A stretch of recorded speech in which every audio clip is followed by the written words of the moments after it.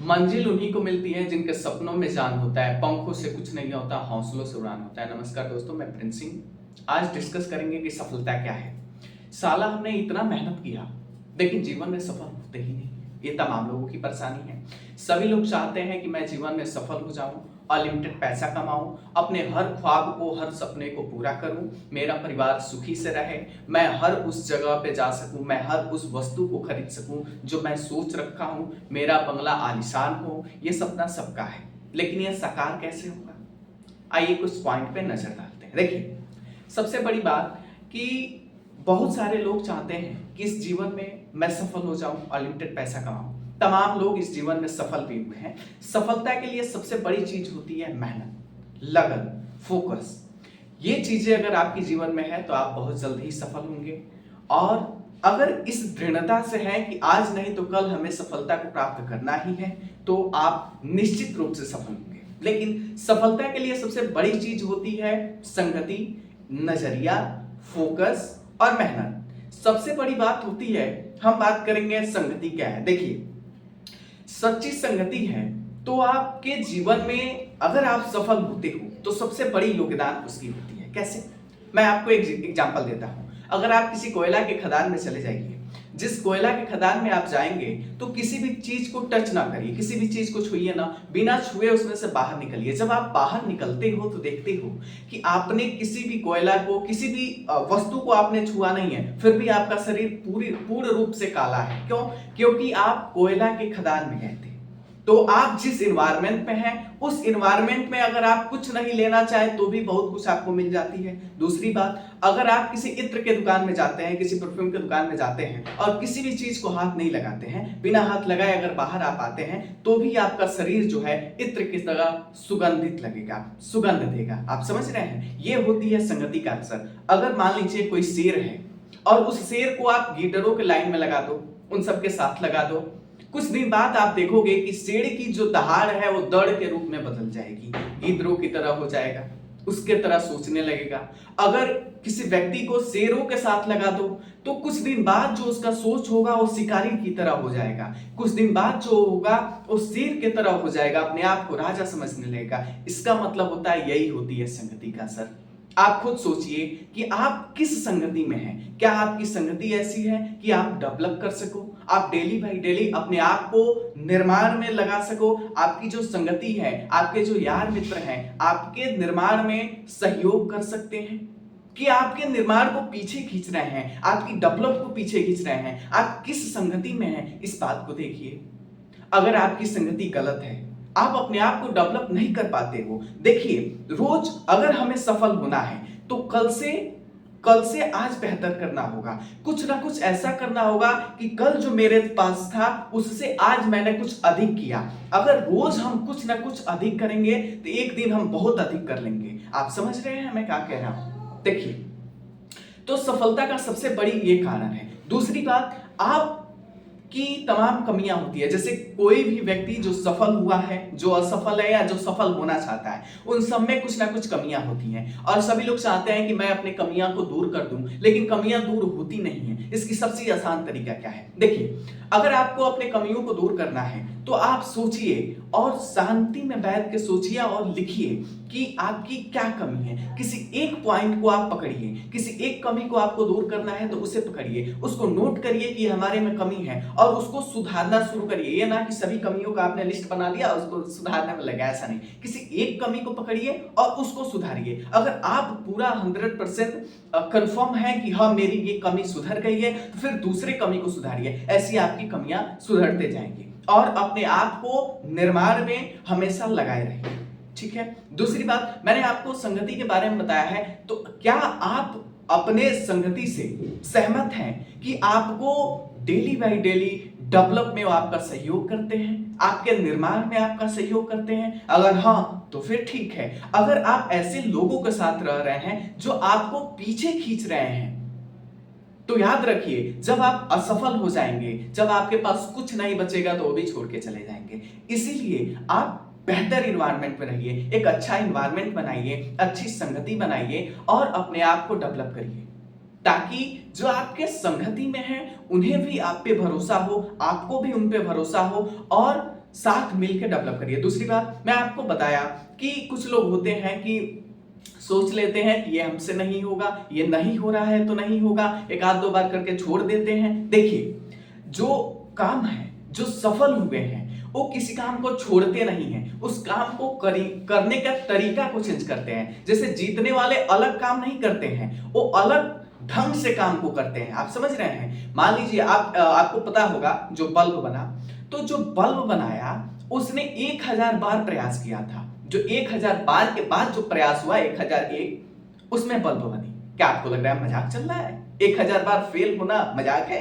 हम 2 बार 3 बार अगर फेल हो जाते हैं तो छोड़ देते हैं। जैसे मान लीजिए मैथ का हम कोई सवाल कर रहे हैं, अगर उसकी सोल्यूशन नहीं निकली, हमसे नहीं हो पा रहा है, तो 4 बार 3 बार 4 बार हमने प्रयास किया, उसके बाद हम छोड़ दिए। क्यों छोड़ दिए भाई? माइंड कहता है भाई इसको छोड़ दो।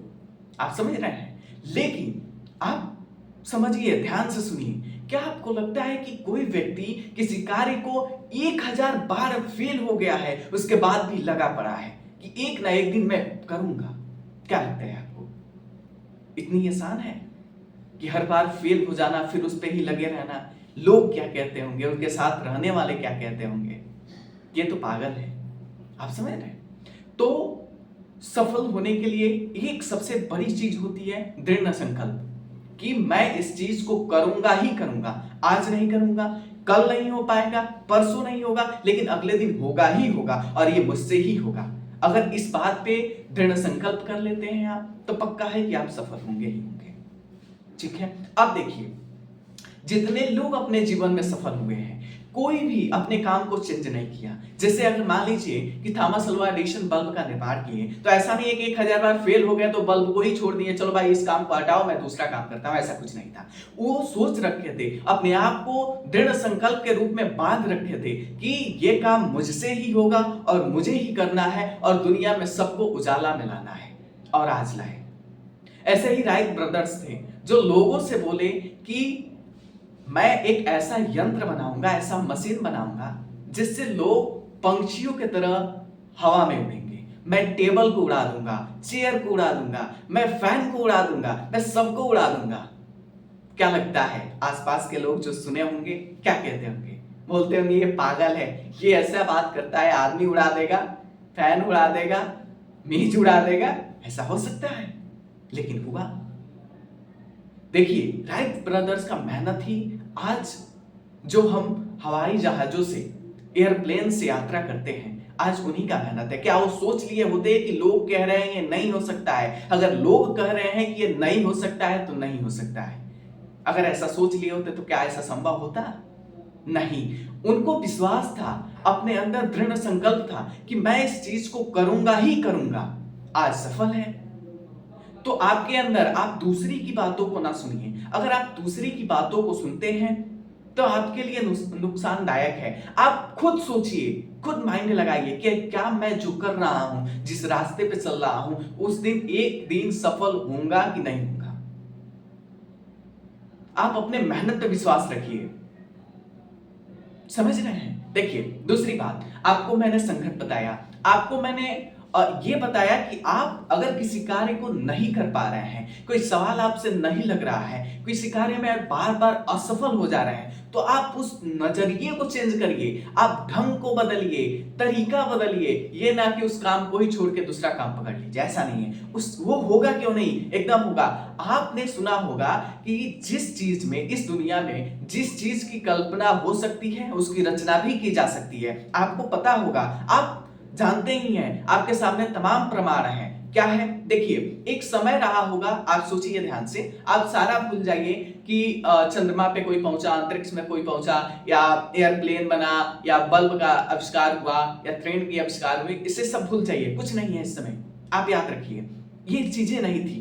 क्या आपको लगता था इतना आसान है कि हम बल्ब का आविष्कार कर सके? क्या आपको लगता है इतना आसान है कि हम एयरप्लेन को हवा में उड़ा दे, वेट को हवा में उड़ा दे, चेयर को हवा में उड़ा दे? क्या आपको लगता है आसान था? नहीं। उस समय भी मुश्किल था, लगता था ये हो ही नहीं सकता है। आपको क्या लगता है, जो व्यक्ति चंद्रमा पे गया पहली बार, तो आपको क्या लगता है, एक वैज्ञानिक था, मेरे को नाम याद नहीं आ रहा है, उसने कहा कि अंतरिक्ष में जाना यह असंभव है। कोई भी व्यक्ति, कोई भी पर्सन जो ऐसा नहीं है जो चंद्रमा या अंतरिक्ष पे जा सकता है, लेकिन उसकी बात को भी झुठलाते हुए तमाम वैज्ञानिक जो आज चंद्रमा पे अंतरिक्ष में जा पहुंचे हैं। क्या लगता है आपको, एक समय आया होगा जिस समय सभी लोग सुनते होंगे, समझते होंगे कि ये करना असंभव है, लेकिन सारी असंभव चीजों को संभव के रूप में बदला गया। तो मैंने आपको बताया कि जिस चीज की रचना हो सकती है, कल्पना हो सकती है, उसकी रचना भी हो सकती है। तो आप जहां लगे हो उस पर लगे रहिए, दूसरे की सुनने की बात नहीं है, दूसरे तो कहेंगे ही कहेंगे। दूसरी बात, सबसे बड़ी बात होती है मेहनत। देखिए, आप मेहनत करें तो 100% मेहनत करें, अपना पूरा जी जान लगा दें। जैसे आप ऑक्सीजन लेते हो, वैसे जैसे आपको जीने के लिए ऑक्सीजन जरूरत है, वैसे ही आपके सफल होने के लिए मेहनत जरूरी है। आप अपनी पूरी औकात लगा के मेहनत करिए। एक बात क्या होगा, एक बात मैं आपको बताता हूँ। डॉक्टर भीमराव अम्बेडकर साहब, आपने सभी लोग जानते होंगे, आप उनको, जो संविधान के निर्माता है, फादर ऑफ कॉन्स्टिट्यूशन, ठीक है। आप देखिए, वो एक बार रात को 2 बजे पढ़ रहे थे, तो उनके गुरुजी उनके घर के सामने से निकल रहे थे। तो उस समय क्या था, लाइट वाइट की सुविधा तो थी नहीं, दीपक जला के पढ़ रहे थे। वो भोजपुरी में कहते हैं, ढेबरी कहते हैं उसको, भोजपुरी में, गांव के स्थानीय भाषाओं में कहते हैं। तो वो दीपक जला के पढ़ रहे थे, तो उनके गुरुजी गए, जा रहे थे, तो गुरुजी ने देखा तो बोले कि भीम, वो लगभग 6-7 साल के होंगे, 4-5 में पढ़ रहे होंगे या जो भी, ठीक है। तो उन्होंने कहा कि भीम, तुम अभी तक पढ़ रहे हो? तो उन्होंने कहा, जी गुरुजी, मैं अभी तक पढ़ रहा हूँ। तो गुरुजी ने पूछा कि भीम, तुम कितने बजे तक पढ़ते हो? तो उन्होंने कहा, गुरुजी, मैं तब तक पढ़ता हूँ जब तक मेरा अंतिम ना होने लगे, ऐसा लगने लगे कि अब मुझसे बर्दाश्त नहीं होगा, अब मुझे सो ही जाना चाहिए, तब तक मैं पढ़ता हूँ। गुरुजी बहुत खुश हुए। और वही व्यक्ति जो कि भारत का संविधान लिखा। तो जो इतिहास बदले हैं, वो अपने जीवन के 100% फोकस मेहनत को अपनी सफलता में झोंक दिए हैं।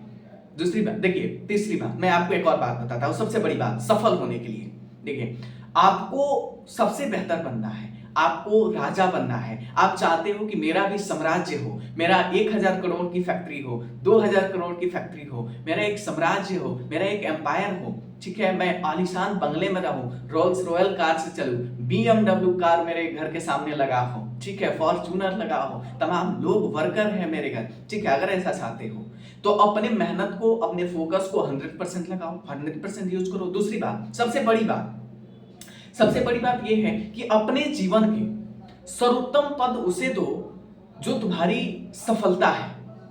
कहने का मतलब यह है कि आपके जीवन में सर्वोत्तम पद किसी और का है, किसी पर्सन का है, किसी वस्तु का है, या किसी सीरियल का है, या फोन का है।